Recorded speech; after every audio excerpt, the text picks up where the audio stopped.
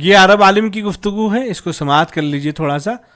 تو کبھی ان کے خلاف بھی ویڈیو بنایا کریں, یہ دیکھیں کیا کہہ رہے ہیں جو رات سینے پر ہاتھ باندھتے ہیں, خاص طور سے ان کے حوالے سے کیا کہہ رہے ہیں دیکھیں. فوق سرته أو تحتها أو على صدره. نعم, قوله فوق سرته أي على السرة نفسها, وتحت سرته أي أن السنة أن يكون وضع اليدين تحت السرة وعلى الصدر.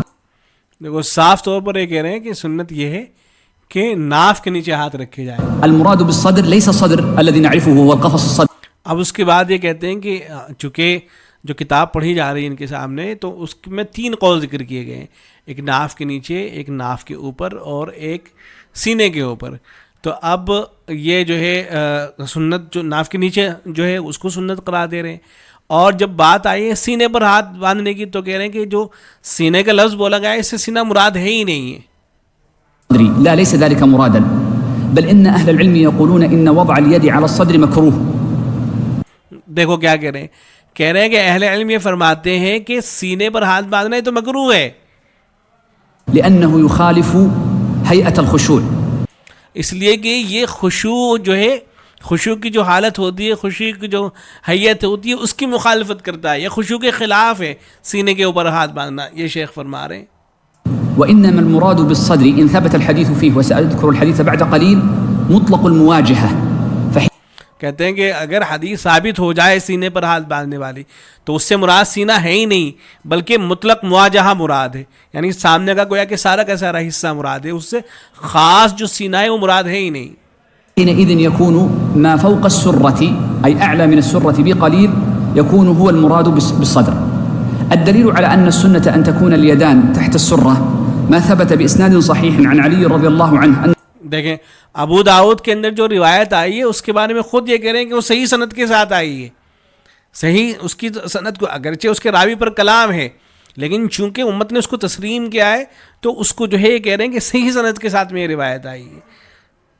انه قال السنة ان يضع المصلي يديه تحت سرته, والقاعدة الأصولية المعروفة ان الصحابي اذا قال من السنة كذا فله حكم الرفع. وهذا کہتے ہیں کہ اگر کوئی صحابی یہ کہیں کہ سنت یہ ہے تو اس کا حکم رفع کا ہوتا ہے, یعنی مطلب یہ ہوتا ہے کہ وہ نبی صلی اللہ علیہ وسلم کی بات نقل کر رہے ہیں, گویا کہ آپ صلی اللہ علیہ وسلم کا عمل یہی ہے کہ ناف کے نیچے ہاتھ باندھے جائیں. صح ما في الباب.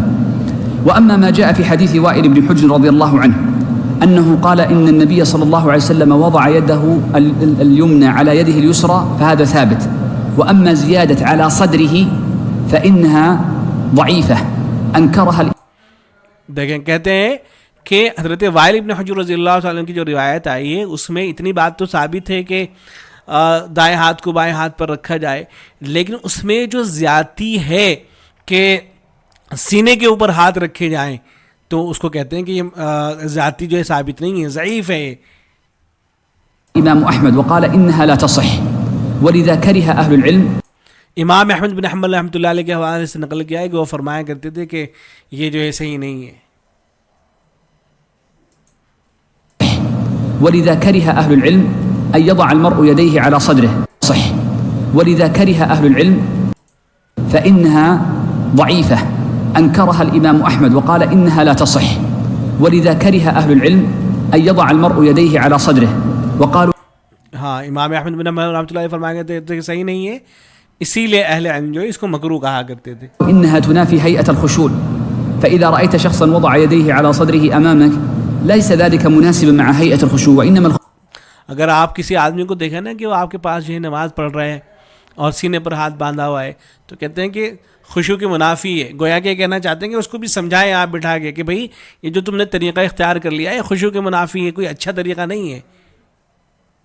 خشوعا تكون على السرة أو دونها. واختار الشيخ تقي الدين أنه إن ثبت الحديث فإنه محمول على أن المراد بالصدر مطلق المواجهة لا الصدر الذي نعرفه بالقفص الصدري. وعلى ذلك فإنها تجعل اليد على السرة أو تحتها أو فوقها بيسير, وهذا الذي مشى عليه المصنف رحمه الله تعالى.